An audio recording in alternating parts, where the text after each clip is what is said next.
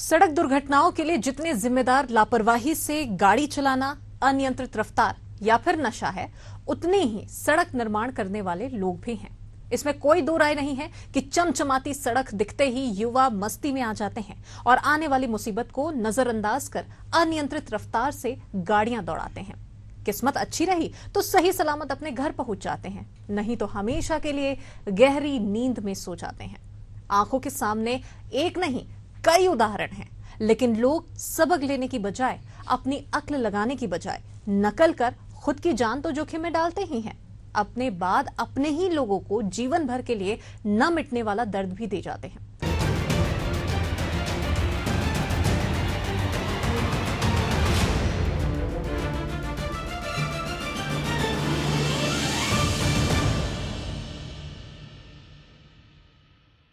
नमस्कार, मैं हूं आपके साथ प्रथा शर्मा। एशियन न्यूज की खास पेशकश बिग स्टोरी आप देख रहे हैं और इसमें आप सभी का एक बार फिर से स्वागत है। और हम बात करते हैं उस गंभीर मसले की जिसकी वजह से हंसता खेलता एक परिवार पूरी तरह से तबाह हो जाता है। जीवन भर की सिसकियां पूरे परिवार की किस्मत बनकर रह जाती है। जी हां, हम बात कर रहे हैं सड़क दुर्घटनाओं में होने वाली अकाल मौतों की, जिसके लिए अधिकांश मामलों में जिम्मेदारी खुद की होती है, तो बराबर की जिम्मेदारी सड़क निर्माण करने वाली एजेंसियों की भी है। ये एशियन न्यूज नहीं कह रहा है, बल्कि केंद्रीय लोक निर्माण एवं परिवहन मंत्री नितिन गडकरी ने फिक्की अवार्ड फंक्शन के दौरान अपने संबोधन में कहा है।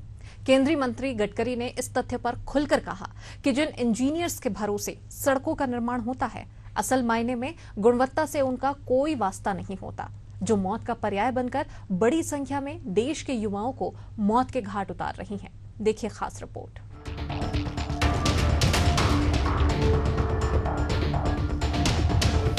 विश्व में भारत सड़क हादसों के मामले में पहले पायदान पर है।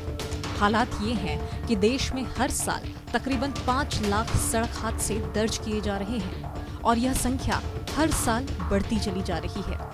वहीं सड़क हादसों में होने वाली मौत के आंकड़े सालाना 1.5 लाख की संख्या को पार कर चुका है, तो हादसों में घायलों की संख्या का आंकड़ा 4 लाख के पार हो गया है। इसमें कोई दो राय नहीं है कि सड़क हादसों की मुख्य वजह अनियंत्रित रफ्तार है।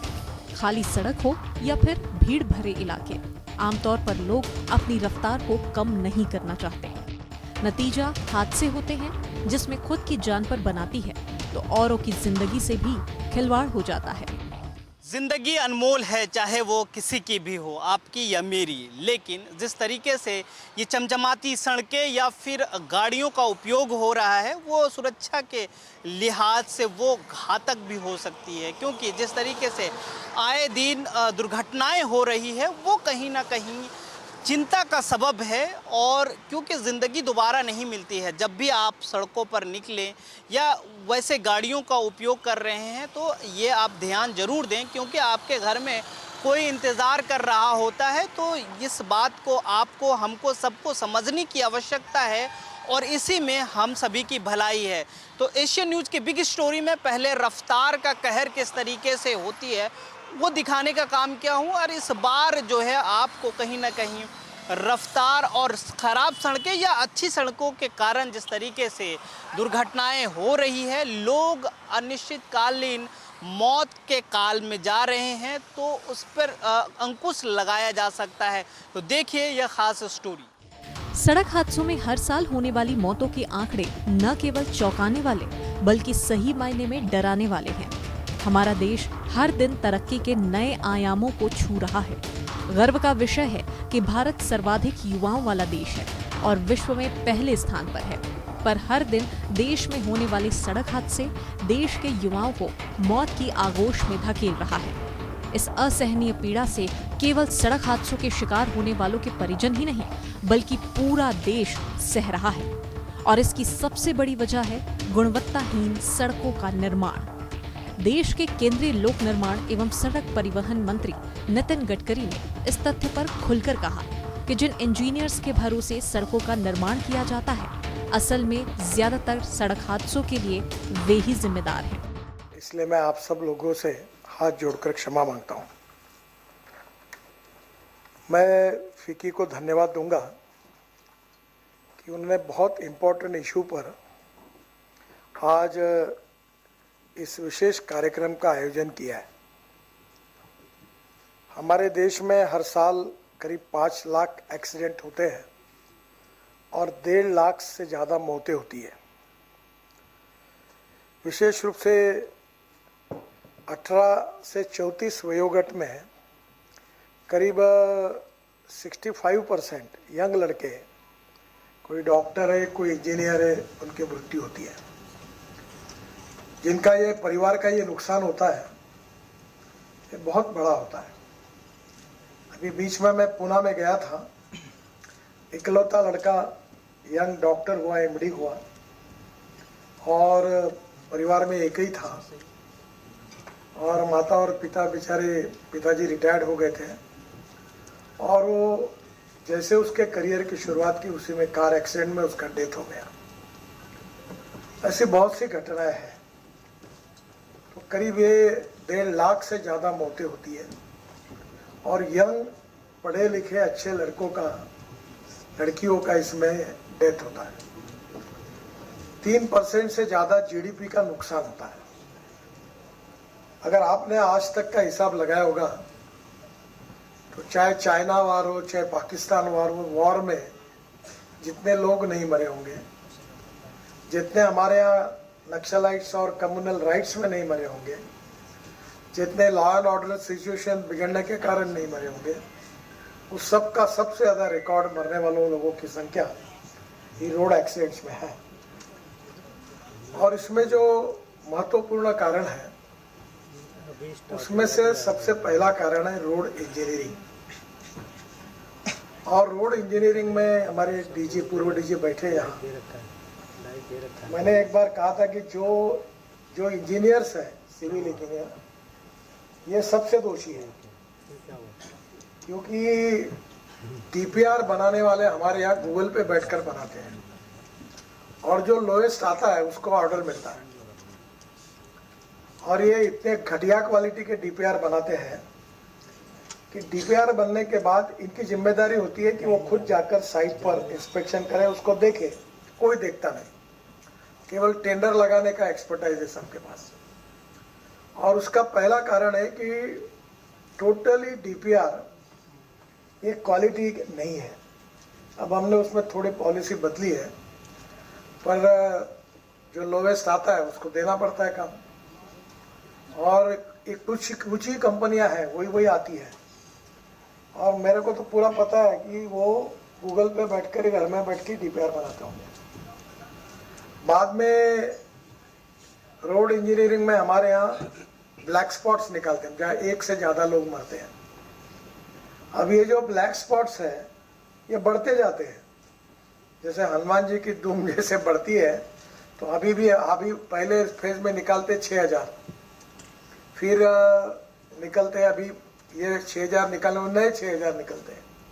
तो ये संख्या कभी कम ही नहीं होती, क्योंकि पूरा बेसिक काम ही जो है वो डिफॉल्ट है, पूरा काम गलत किया हुआ है। और इसलिए मैं आपसे पहला सहयोग मांगूंगा कि हम लोग, आप और हम मिलकर एक अच्छी योजना जिसमें आप सहयोग करिए कि engineering college, IIT, civil engineering department, हमने अभी डीपीआर बनाने के बाद हर रोड बनाने के पहले जो डीपीआर है उसका रोड एक्सीडेंट के हिसाब से अध्ययन करना, और रोड बनने के बाद रोड सेफ्टी ऑडिट करके रूप में काम करना। इसमें नए इंजीनियर्स और इंजीनियरिंग कॉलेजेस और आईआईटी ऐसे लोगों के इंस्टीट्यूशन को बहुत ज़्यादा खर्चा नहीं लगता, पर आप अगर स्पॉन्सरशिप लेके उनसे ये रिपोर्ट तैयार करके अगर हमको देंगे तो इसका बहुत उपयोग होगा। मैं मानता हूँ कि हमारी गलती है तो उसको स्वीकारना चाहिए। मैंने करीब 25 साल पहले मुंबई और पुणे के बीच में एक्सप्रेस हाईवे निर्माण किया था, और जब वही डीपीआर है वैसे बनाया था, तो यहाँ जो एनजीओ है सेव लाइफ फाउंडेशन, तो उन्होंने उसका ऑडिट किया और उन्होंने उसमें 65 मिस्टेक्स निकाली, छोटी छोटी थी, और जब उसमें इम्प्रूवमेंट किया गया तो 50% डेथ कम हो गए। अब हमने कम से कम बड़े प्रमाण पर सेफ्टी ऑडिट रोड का शुरू किया है, और इसमें अगर आप जैसी ऑर्गेनाइजेशन, इंजीनियरिंग कॉलेज, आईआईटी वालों को साथ में लेकर अगर स्पॉन्सरशिप लेकर ये करके दिखाएंगे कि ये गलती है आपकी, तो बहुत सी चीज़ें सामने आएगी। और यही बेसिक कारण है कि इसके कारण एक्सीडेंट्स होते हैं। हादसों के बाद सार्वजनिक समीक्षकों की कमी नहीं होती। असल में यदि किसी बात की कमी है तो संवेदनशीलता और समझ की। हाथ में स्टीयरिंग आते ही ज्यादातर युवा हवा में उड़ान भरना चाहते हैं। ऐसा भी नहीं है कि उन्हें इस बात की समझ नहीं होती, लेकिन नजरअंदाज करते हुए रफ्तार के शौक को पूरा करने की चाहत उन्हें मंजिल से कहीं दूर गिरा देती है। हर माता पिता की इच्छा होती है कि वे अपने बच्चों की न केवल ख्वाहिशों को पूरी करें, बल्कि उन्हें वे हर तरह की सुविधाओं से संपन्न करना चाहते हैं। इस धरती पर ही करोड़ों लोग अपने घर परिवार के साथ खुशी से इसलिए हैं क्योंकि उन्होंने अपने माता पिता की बातों को माना और समझदारी से काम लिया। आज वही अपने बच्चों के भविष्य को लेकर आशंकित रहते हैं, क्योंकि सड़कों पर काल बनकर अंधी रफ्तार के शौकीनों की कोई कमी नहीं है। सड़क सुरक्षा पर फिक्की के कार्यक्रम के दौरान केंद्रीय मंत्री गडकरी ने सड़क हादसों की एक और प्रमुख वजह की तरफ ध्यान दिलाया। उन्होंने कहा है कि अधिकांश लोगों की आंखों में परेशानी होती है। उन्होंने जिन उदाहरणों के जरिए बातों को समझाने का प्रयास किया, उसका सीधा तात्पर्य देश के धड़ल्ले से हो रही रिश्वतखोरी की तरफ इशारा था। सही मायने में देखा जाए तो भारी वाहनों और लंबी दूरी चलने वालों को आंखों की बीमारियां होती हैं, लेकिन जब तक स्थिति गंभीर नहीं हो जाती, ध्यान नहीं दिया जाता, तब तक कई हादसे हो चुके होते हैं। उदासीनता है और संवेदनशीलता का अभाव है। समाज में ये प्रॉब्लम है। मेरा एक्सीडेंट हो गया तो मेरा 4 जगह पैर टूटा था। मेरा परिवार में रेड लाइट कार में पुलिस सायरन के साथ 6 पुलिस की गाड़ियों के साथ मेरा एक्सीडेंट हुआ। मेरी पत्नी थी, मैं था, मेरी लड़की थी, लड़का था। 2 साल मेरे उसमें गए। अब वो कारण था, मेरा जो ड्राइवर था पुलिस वाला, उस समय रेड लाइट कार थी, तो उसको कैटरैक्ट था। तो फिर मैंने अपने डिपार्टमेंट में पूरे पीडब्ल्यू डिपार्टमेंट को ऑर्डर दिया कि महाराष्ट्र सरकार में जितने सरकारी ड्राइवर है उनकी आंखें जांचो। तो 45% कैटरैक्ट वाले निकले। फिर एक मुख्यमंत्री ने मुझे बताया, नाम मत पूछो मुझे, बोले मेरा ड्राइवर तो दोनों आंखों से अंधा ही था। ये हंसने लायक होगा पर ये सच बात है। फिर एक बहुत इन्फ्लुएंशियल केंद्रीय मंत्री ने मुझे बताया कि मेरा ड्राइवर एक आंख से अंधा था, ऐसे ही चला था, कोई आवाज पर चला था। और जब इसमें क्या था कि जब कोई आंखों में प्रॉब्लम होती है तो पुलिस वाले उसको रिटायर कर देते। तो सरकारी अस्पताल में जाके वो सर्टिफिकेट लाता फिटनेस का सर्टिफिकेट कैसे लाया जाता है, इसमें मुझे कुछ बोलने की आवश्यकता नहीं। तो आप पहला काम करो, अपने इंडस्ट्री में काम करने वाले ड्राइवर की आंखें जांचो। मैं अभी लिख के देता हूँ, तुम्हारे यहाँ 25 से 30% कैटरैक्ट वाले निकलेंगे, कुछ अंधे निकलेंगे। सरकार में ये 50% निकलेंगे, क्योंकि कोई जांच ही नहीं करता। तो पहला एक बार जरूर इसको जांच लीजिए, ताकि एक्सीडेंट्स के कारण में एक ये भी है। 2 दशक पहले तक देश में सड़कों की स्थिति भयावह थी। सिंगल रोड पर दोनों तरफ से वाहनों की रेलम पेल होती थी। भले ही तब गाड़ियों की संख्या कम थी, लेकिन सिंगल रोड होने की वजह से दिक्कतों की भरमार थी। इस समस्या से निजात दिलाने केंद्र सरकार ने सड़कों का जाल बिछाना शुरू किया। सिंगल रोड अब 4 और 6 लेन में तब्दील हो चुकी है, लेकिन विडंबना है कि वाहन चालकों को आज भी लेन सिस्टम पर चलना ही नहीं आता। सिग्नल पर किसी तरह आगे पहुंचने की होड़ के चलते लेफ्ट और राइट लेन को घेरकर लोग खड़े हो जाते हैं और सिग्नल ग्रीन होने से पहले भागने की कोशिश में दूसरी तरफ से आने वाली गाड़ियों से टक्कर हो जाती है, जिसकी वजह से खुद के साथ दूसरों की जान भी चली जाती है। यही हाल राष्ट्रीय राजमार्गों पर भी देखने को मिलता है, जहां भारी वाहन मिड लेन में चलने की बजाय कभी लेफ्ट तो कभी राइट करते रहते हैं और यही सड़क हादसों की वजह बन जाता है। केंद्रीय मंत्री गडकरी ने इसके साथ ही रोड इंजीनियरिंग में जानबूझकर की जाने वाली गलतियों और हादसों के कारणों को खुलकर बताने का प्रयास किया। दूसरा जो रोड इंजीनियरिंग में है वो ब्लैक स्पॉट्स की इम्प्रूवमेंट। इसमें साइनेज नहीं है, लेफ्ट टर्न, राइट टर्न, लेन डिसिप्लिन नहीं है। अब आपके फिकी में तो आप सब इंडस्ट्रियलिस्ट हो, तुम्हारे यहाँ इतनी ट्रकें चलती है, कभी आप अंदाज लो कि तुम्हारे यहाँ जो ट्रकें चलती उसके ड्राइवर लेन डिसिप्लिन का पालन करते क्या? कोई नहीं करता। और लेन डिसिप्लिन का पालन न करना ये भी एक एक्सीडेंट की समस्या है। तो मेरा आपसे अनुरोध है कि आपके यहाँ जो ड्राइवर आते हैं, ट्रांसपोर्टर हैं, उनको आप एक बात जरूर कहिए और ड्राइवर से कि भाई एक बार प्रतिज्ञा पत्र लीजिए कि भाई मैं लेन डिसिप्लिन का पालन करूंगा, रूल्स ऑफ द रोड का पालन करूंगा। तो इससे भी काफ़ी बड़े प्रमाण में हम लोग ये बचा सकते हैं लोगों की जानें। एक इम्पॉर्टेंट चीज़ है कि रोड इंजीनियरिंग में रोड की हालत, ये भी एक समस्या है, और गलत रोड का डिज़ाइन ये भी समस्या है। तो पहली बात तो अधिकारी देखेंगे, उनके लेवल पर मिस्टेक्स रेक्टिफाई होगी। तो पहले डीपीआर वाला ही ठीक बना है। अब डीपीआर वाला जो है ये कल्प्रिट है मेन, और वो भी इंजीनियर ही है, और मैक्सिमम गवर्नमेंट से रिटायर्ड हुए इंजीनियर डीपीआर कंपनियां चलाते हैं। और ये अब मैं थोड़ा साफ बोलता हूँ तो मुझे माफ करिए, सच है वो बता रहा हूँ आपको। पैसे लेने में मतलब नहीं, वो जरूर पैसे लें पर काम अच्छा करें। हमारे यहाँ रोड का काम चलता है, तो फॉरेन में चलेगा तो वो पहले कवर करेगा, फिर टीन लगाएगा, फिर रेड सिग्नल लगाएगा, फिर क्षमा मांगेगा कि गलती हो रही। हमारे कॉन्ट्रैक्टर ऐसे एक्सपर्ट है कि एक एक गड्ढा खोद के 2-2 महीने देखते रहते हैं कि जैसे कोई एग्जीबिशन ग्राउंड पर कोई दुकान में प्रोडक्ट का एक्सपोजर है वैसे बैठे रहते हैं। अब मैंने अखबार वालों को कहा कि इनके फोटो प्रसिद्ध करो आप, कॉन्ट्रैक्टर के, इंजीनियर के, और गड्ढा कितने दिन से है, क्योंकि पब्लिक में भी पता चलना चाहिए कि कौन नहीं कर रहा। जिसके रोड पर एक्सीडेंट हो रहे वो डीपीआर बनाने वाले के फोटो लगाओ। एक बार हमारे एनएचआई ने एक बिल्डिंग बनाई थी, तो मैंने उद्घाटन किया था उसका। तो 150 करोड़ का काम 4.5 करोड़ में हुआ, और 1.5 साल का काम 4.5 साल में हुआ। तो मैंने कहा मैं उद्घाटन तो कर रहा हूँ पर तुम्हारा अभिनंदन क्यों करूँ? तो जिन्होंने डिले किया और जिनके कारण सरकार को 300 करोड़ का चूना लगा, उन महान ऐतिहासिक लोगों के फोटो लगाओ। लेट द एनएचआई में आने के बाद इसके कारण डिले हुआ तो लोग समझेंगे। तो कहीं ना कहीं संवेदनशीलता और अवेयरनेस, ये जो हमारे लेवल पर है, हम कोशिश कर रहे हैं। मैं तो अभी रिव्यू करता हूँ प्रोजेक्ट के स्टेट वाइज, तो डीपीआर वालों को खड़े करता हूँ।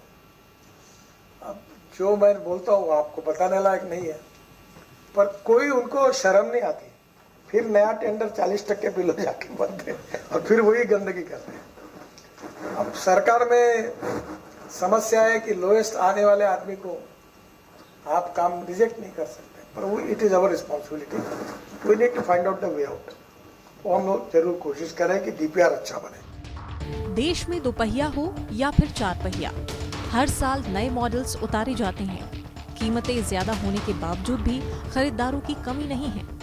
इन वाहनों में सुविधाओं की कोई कमी नहीं होती, पर सबसे बड़ी विडंबना ये है कि लोग नए और सुविधाजनक वाहन चलाने का शौक तो रखते हैं, पर ना तो उन्हें गाड़ियों के भीतर की सुविधाओं का फायदा लेना आता है और ना ही सड़क पर सही तरीके से चलने का ज्ञान।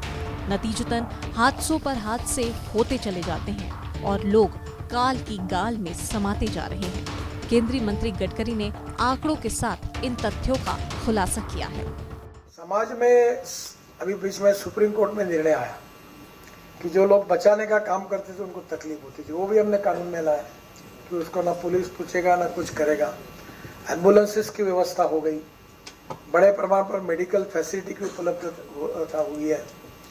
पर मुझे लगता है एक्सीडेंट होने के बाद जो कुछ हम करने वाले वो तो बहुत बड़ी चीज, बड़ी लाइन है, आप कर रहे हैं, पर एक्सीडेंट ही ना हो इसके लिए हम कुछ करेंगे। तो उसमें सबसे इम्पोर्टेंट चीज है ह्यूमन बिहेवियर।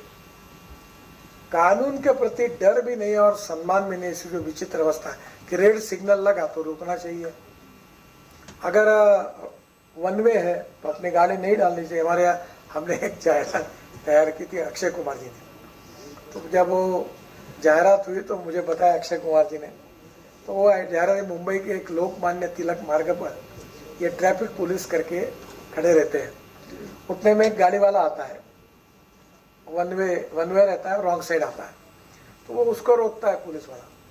तो अक्षय कुमार साहब, नमस्कार, आप तो लोकमान्य तिलक के नाती हो, बहुत बहुत नमस्कार। बोले नहीं, मैं उनका नाती नहीं हूँ, मेरा नाम ऐसा ऐसा है। अच्छा, फिर आप रॉन्ग साइड जा रहे, मुझे लगा ये लोकमान्य तिलक मार्ग है, अब तुम्हारे बाप का ही होगा, इसलिए तुम रॉन्ग साइड जा रहे होंगे।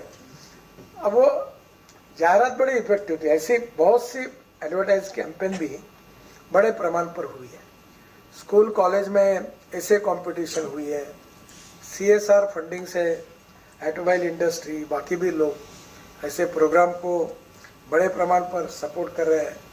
अभी हम एम्बुलेंस का कोड तैयार कर रहे हैं, और एम्बुलेंस कोड में अभी एक व्यवस्था, जहाँ बस गिर जाती है, गाड़ी गिरती है, तो कोई टूल ही नहीं है, कंपाउंडर है, वेंटिलेटर है, ECG है अंदर, पर वो गाड़ी में जो पड़ा है जख्मी होकर, जो मृत्यु की राह देख रहा है, उसको बाहर निकालने के लिए 3 घंटे लगते हैं, क्योंकि वो जो कटिंग करने वाले टूल है वही एम्बुलेंस में नहीं है।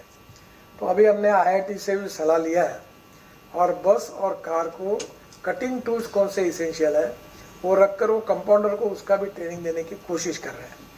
तो मुझे लगता है कि जो लोगों का एक्सीडेंट होता है उनको अगर समय पे पहुंचाएंगे तो उनकी भी जान बचेगी, और दुर्भाग्यवश अगर एक्सीडेंट हो गया तो हम ऑर्गन डोनेशन का ऑलरेडी हमारे ड्राइविंग लाइसेंस में लिखा है।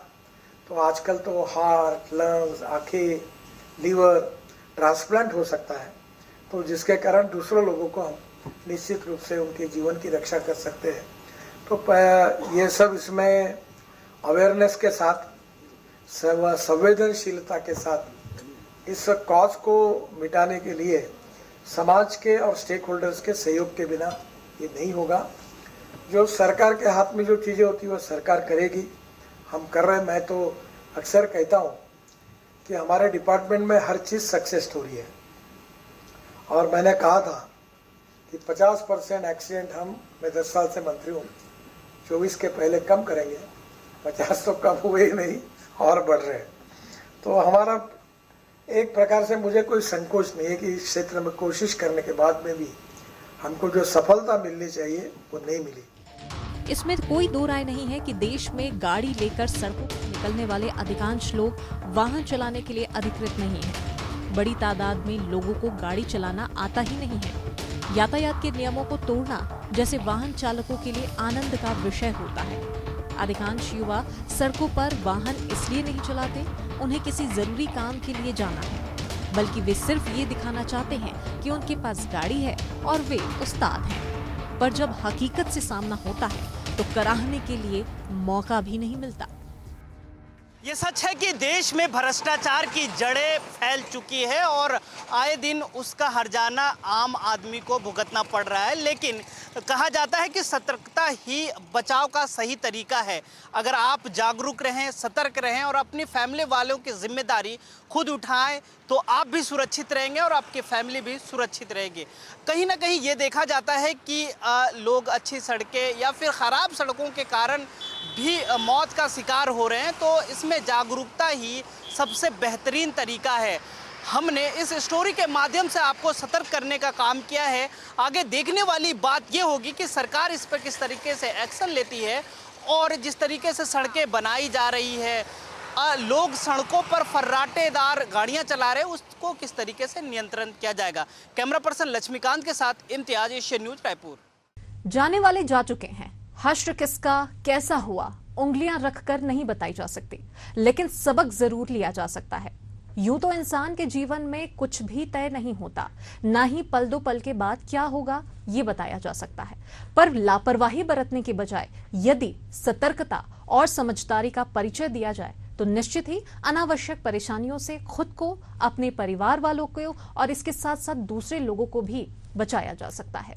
बिग स्टोरी के इस खास पेशकश में फिलहाल इतना ही, और इसके माध्यम से एशियन न्यूज यही संदेश देना चाहता है कि आप सतर्क और सुरक्षित रहें। फिलहाल हम लेते हैं आपसे विदा, फिर होगी मुलाकात एक नए विषय के साथ। दीजिए इजाजत, नमस्कार।